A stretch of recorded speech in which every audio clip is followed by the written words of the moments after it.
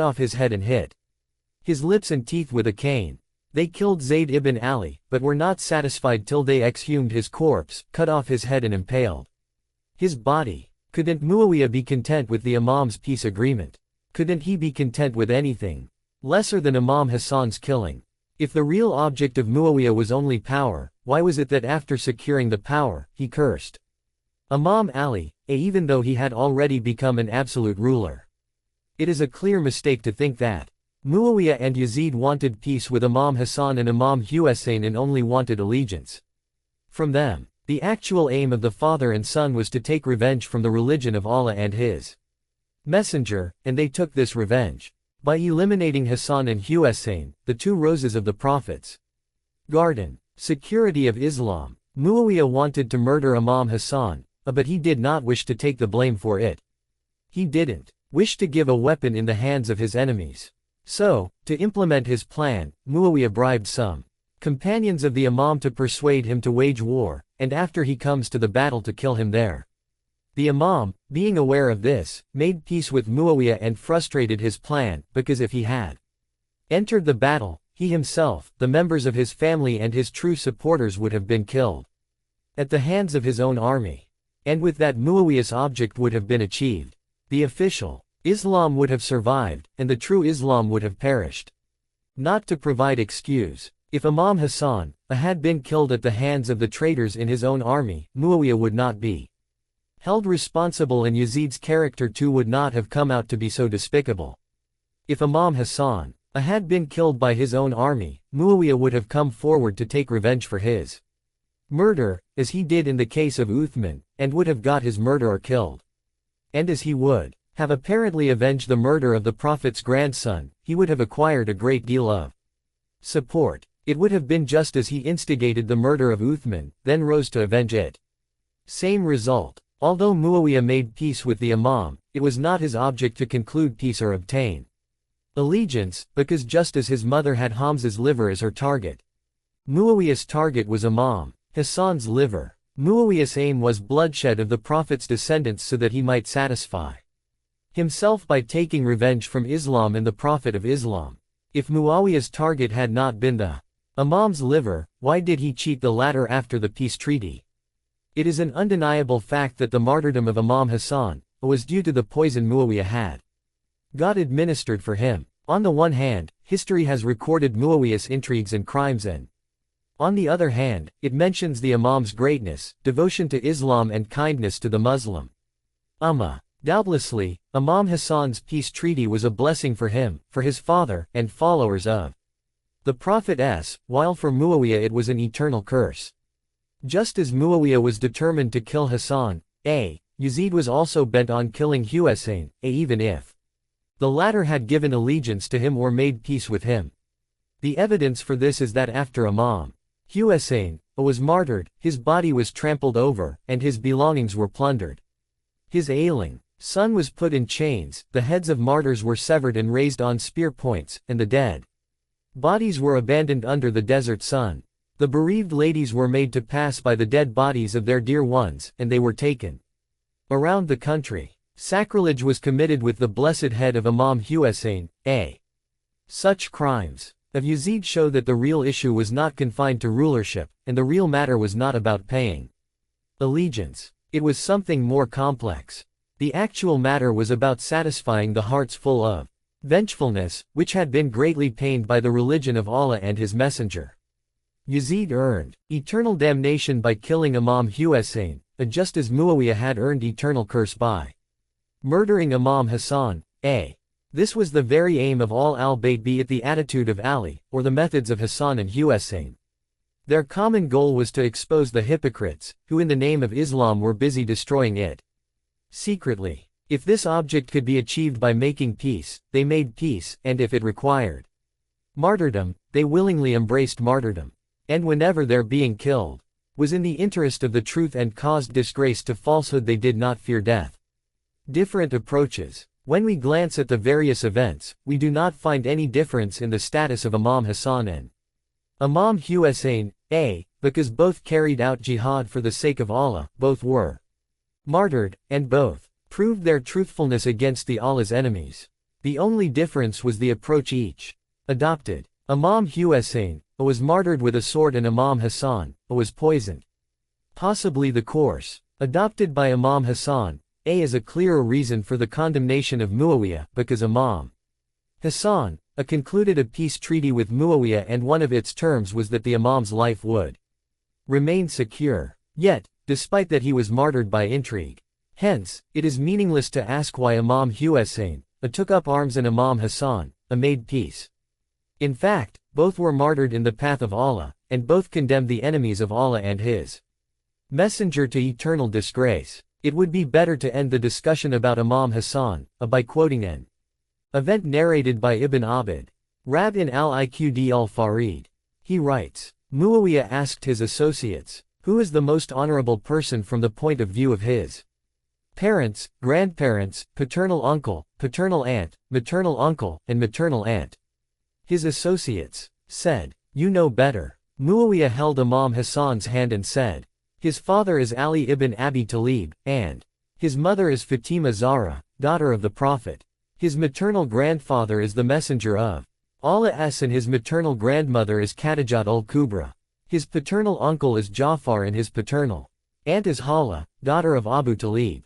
His maternal uncle is Qasim and his maternal aunt is Zainab, daughter of the Prophet. This noble pedigree was the crime of Imam Hassan and Imam Hussein. It is on account of this crime that Muawiyah and Yazid eliminated them. 1. A title of Fatima. 2. Other similar traditions are available in Sahih Bukhari, Sahih Muslim, Musnad Ahmad ibn Hanbal, Zakir al-Uqba by Mohib Tabari Shafi, al-Abana by Ibn Battah, al-Isaba by Ibn Hajar Asqalani, Tariq Baghdad by Khatib Baghdadi, Maruhuz Zahab by Masudi, al-Iqd al-Farid by Ibn Abd Rab al-Andalusi, Hulyat Eulalia by Abu Naim Isfahani, and Bahar al-Anwar by Allama Majlisi, etc. 3. pg. 57, published in 1953. 4. Ubaydullah ibn Abbas was the younger brother of Abdullah ibn Abbas. During the caliphate of Imam Ali, he was the Emir of Yemen, and from 36 to 38 he was the Emir of Hajj. 5. In Sahih Bukhari, Part 5, pg. 56, Trail No. J30, published by Matbu'a Alam al-Kutub, this tradition is narrated through the following chain of narrators. I heard from Abdullah ibn Muhammad from Yahya ibn Adam from Husayn al-Jofi from Abi Musa from al-Hasan from Abi Bakr. Shares. Muawiyah and the Shias. When Imam Ali was martyred and Imam Hassan became secluded, was it all right for Muawiyah to oppress the weak and terrify them? Or should it be that he acted like other dictators, who, when they have gained control over their enemies and achieved their ends, gives assurances of clemency to those who were opposed to their policies, and ignore the past?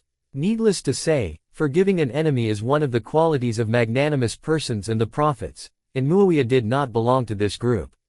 Imam Ali forgave Aisha and Marwan ibn Hakam in the Battle of Jamal. He also spared the lives of Amr ibn Az and Busr ibn Artad in the Battle of Siffin and allowed Muawiyah and his army free access to water.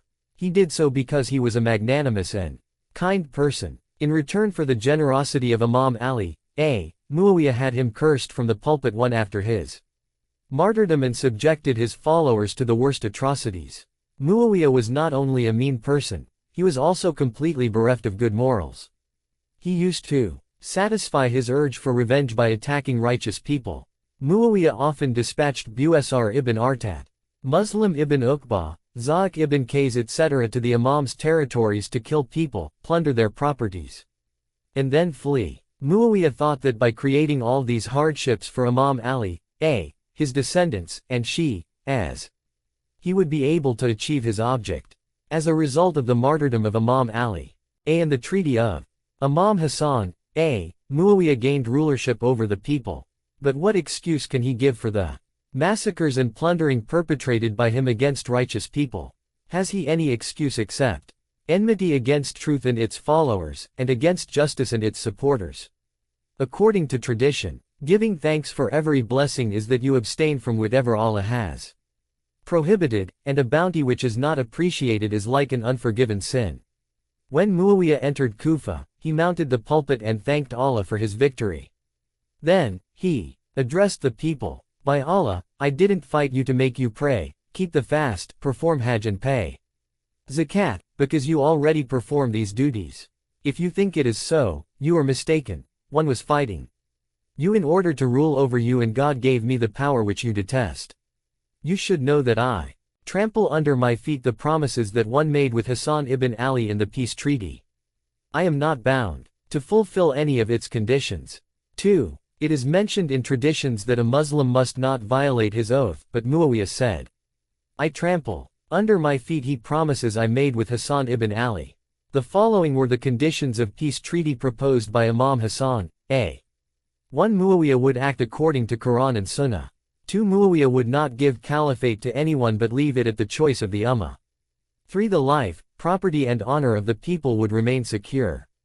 4. Cursing of Ali ibn Abi Talib would be stopped. Muawiyah had accepted all these conditions. But later on he practically trampled upon this treaty. Cursing of Imam Ali. A. It is narrated that one day, Abu Sufyan was riding on a red camel. Utbah was walking ahead of him and Muawiyah was driving the camel from the rear.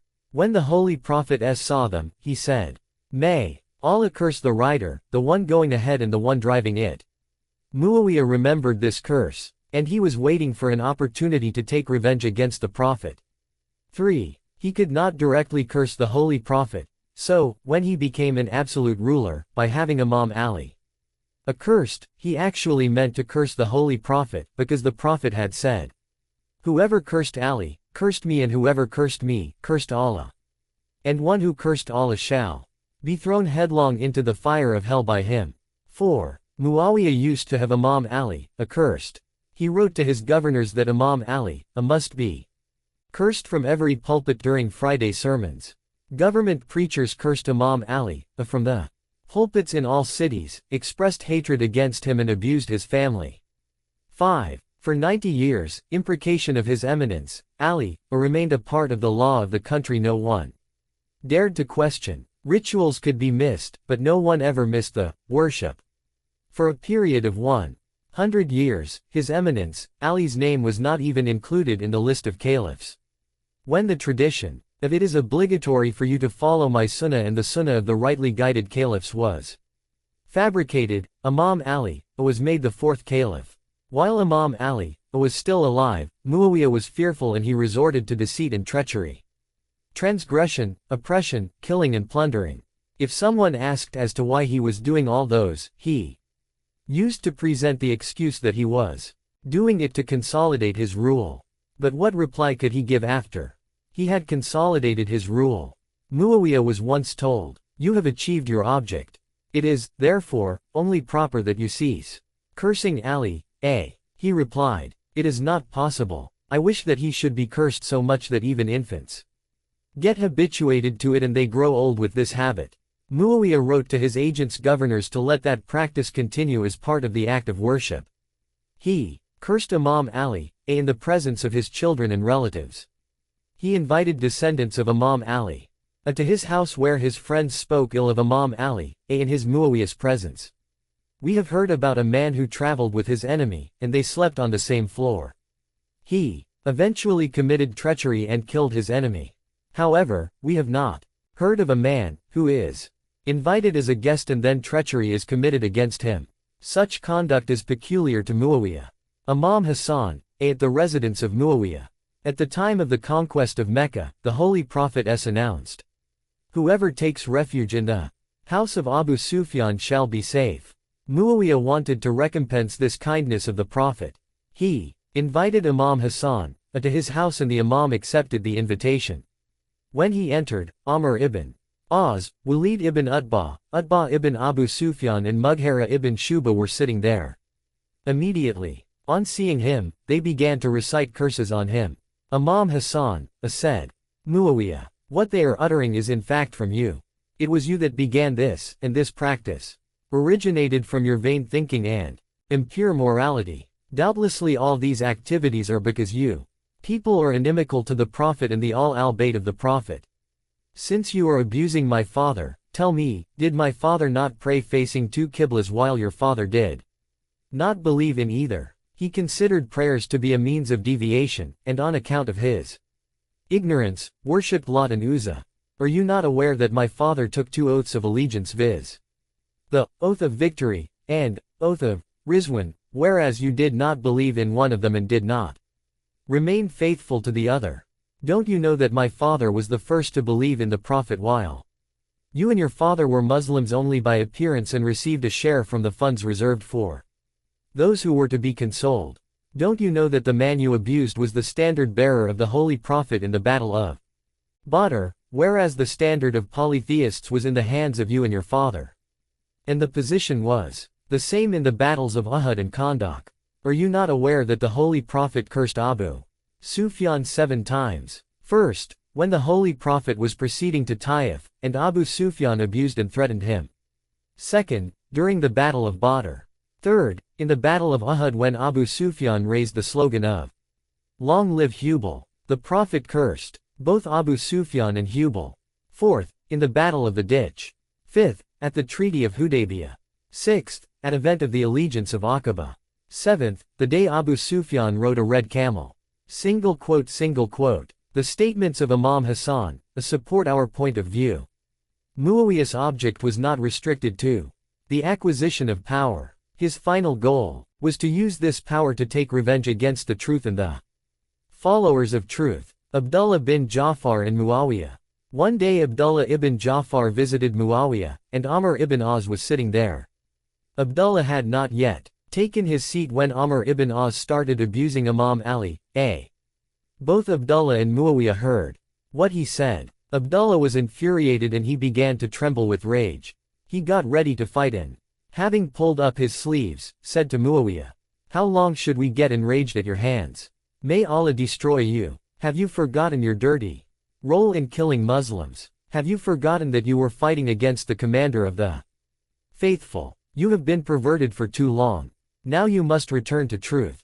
You are caught in the mire of injustice and sin and must be guided to the right path. If you do not change your ways, we shall publicize your evil deeds. You must refrain from this abusive language in our presence. When you are alone, you can do what you like. The Almighty Allah will punish you for that." Muawiyah wanted to extinguish the divine light by cursing and vilification, but the light of Allah cannot be extinguished. It shines even though the polytheists may despise it. After Imam Ali's martyrdom, Muawiyah did not discontinue cursing him. Times changed, and people placed the Imam in the category of prophets and saints.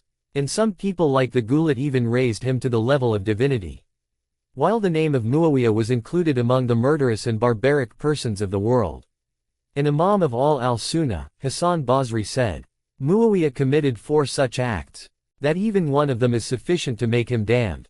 First, he grabbed the caliphate without consultation even though the companions of the Prophet were present at the time. Second, he made his son Yazid, his successor.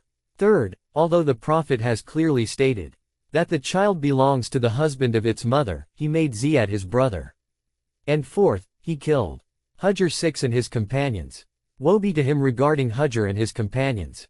Imam Shafi'i says, friends of his eminence, Ali, concealed his virtues on account of fear, and his enemies conceal them because of envy and grudge. Despite this, his virtues have become so famous that they have enveloped the East and the West. Day by day Muawiyah became aware of his own defects and realized that he did not possess any good quality. Hence, he adopted this policy that whenever one mentioned the virtues of Bani Hashim, he used to say, Uthman was killed unjustly. One day Muawiyah passed by a group of Quraysh. All except Ibn Abbas stood up before him. Muawiyah said, O Ibn Abbas, Uthman was killed unjustly. Ibn Abbas said, Umar ibn Khattab, too, was killed unjustly. Muawiyah said, Umar was killed by a disbeliever. Ibn Abbas asked, who killed Uthman? Muawiyah replied, the Muslims. Ibn Abbas said, so your words carry no weight. 7. Persecution and bloodshed. Faith is defined as follows. It is the certainty in the heart, acknowledgement with the tongue, and action with the limbs. Muawiyah's enmity against the Holy Prophet and his family was also the same. Because his heart was filled with avarice, he cursed with his tongue and said, "Infants should grow up, and the grown-ups should become old," cursing. And as regards his actions, he did not even refrain from persecuting and shedding the blood of the family of the Prophet. Muawiyah appointed Ziyad ibn Sumayya as the governor of Iraq. As Ziyad was previously a Shia, he knew all Shias. He, therefore, conducted a thorough search, and after having seized them from their hiding places, terrorized them, amputated their limbs, blinded them, and hanged them on date palm branches, exiled them, and killed them. Eventually the distinguished Shias of Iraq were eliminated. Muawiyah wrote to his governors, "Do not accept the evidence given by a Shia and choose your representatives from amongst the supporters of Uthman. Attend the gatherings of those who narrate Uthman's virtues. Communicate their narrations to me along with the names of the narrators and their fathers." Muawiyah spent a large sum of money on those narrators. Since it was a good means of earning money, fabricated narrations regarding Uthman's virtues became rampant. The narrators competed with one another in fabricating traditions to get more rewards. Muawiyah's circular. Muawiyah wrote to his governors, "Traditions in praise of Uthman have spread in all cities. When you receive this letter, you should order people to discuss the companions of the Prophet and the rulers. It should be ensured that against every tradition about the virtues of Ali, a similar tradition should be coined for the caliphs, because only such acts will make me happy." Muawiyah killed the people, plundered their wealth and belongings, and destroyed their property, and attributed false things to Allah and His Messenger. For Muawiyah, these things were better than enforcement of justice and being faithful to Allah and His Prophet. There were two reasons for this policy of Muawiyah. First, he loved sin for the sake of sin, and liked falsehood because of its being falsehood. Second, he harbored enmity towards the Prophet on account of his prophethood, and he behaved in the worst manner with his purified progeny. Disregarding the law, Muawiyah issued circulars that advised murders, imprisonment, pillage, destruction of houses, and disgracing the people, directed at the followers of Imam Ali. Were these not just because these people, the Shias, were in possession of the wealth of faith?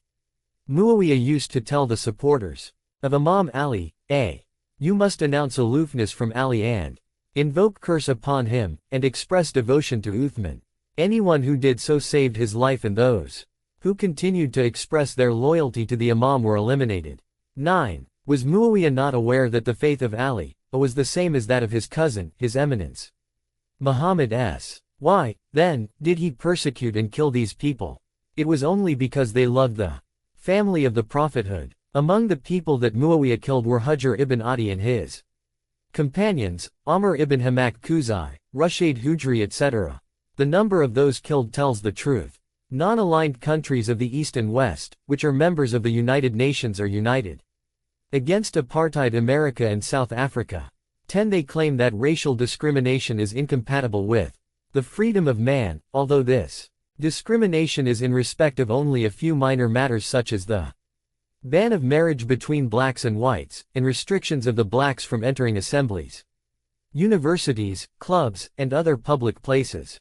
Hujr bin Adi. Hujr ibn Adi was among the helpers of the Messenger of Allah and a companion of Imam Ali and Imam Hassan. Hujr was a pious and religious person.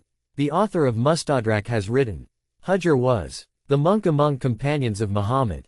11. Hujr was a brave warrior and a member of armies that conquered Syria and Qadisiyah and fought from the side of Imam Ali, in the battles of Jamal, Siffin and Nahrawan. His only offense was that he was not prepared to abuse Imam Ali, or to curse him from the pulpit. All types of tortures were inflicted on Hujr and his companions. The best 6 persons among them were killed. Some of them had their limbs cut off and were blinded. Many were buried alive. Sayfi ibn Fasil was one of the companions of Hujr. He was brought before Ziyad, and the following conversation took place between them. Ziyad: O enemy of Allah, what do you say about Abu Turab? Sayfi: I don't know who Abu Turab is. Ziyad: To what extent do you know him? Sayfi: I don't know him at all. Ziyad: Don't you know Ali ibn Abi Talib? Sayfi: Why not? Ziyad: The same Ali is Abu Turab. Sayfi: What you have said is incorrect. He is Abu al-Hasan and Abu al-Husayn, father of Hassan and Husayn. Ziyad ordered his cane to be brought. Then he turned to Saifi and said, "What did you say?" Saifi said, "What I said about a believing servant of God are the best words." Ziyad ordered him to be beaten so much that he should drop and not be able to get up again. After thrashing him continuously, Ziyad asked, "What do you say about Ali?" Saifi replied, "By Allah, even though you skin me alive you shall not hear anything else from me." Ziyad said, "You must curse Ali, or I shall kill you." Saifi replied, "Kill me as early as possible, for I am not going to abuse Ali." A 12. Dr. Taha Hussein writes, Hajr was a righteous Muslim. He and his brother Hani joined a caravan that was coming to the Prophet. And they had the honor of meeting the Messenger of Allah. Hajr participated in the Battle of Syria and suffered many hardships. It appears that he was in the vanguard of the army which entered Marj Azra, near Damascus. Later he was killed in the same area by the order of Muawiyah and was buried there. From this war expedition he went to Iraq, where he took part in the battles of Iran and suffered great hardships. In Kufa, he held a very high official post. Hajr was a kind person and completely sincere in religious matters. He enjoined people to do good and forbade them from evil. He liked just rulers and was displeased with oppressive ones. He criticized Bani Umayyah severely on account of their cursing Imam Ali, and did not easily bear this abominable act of theirs.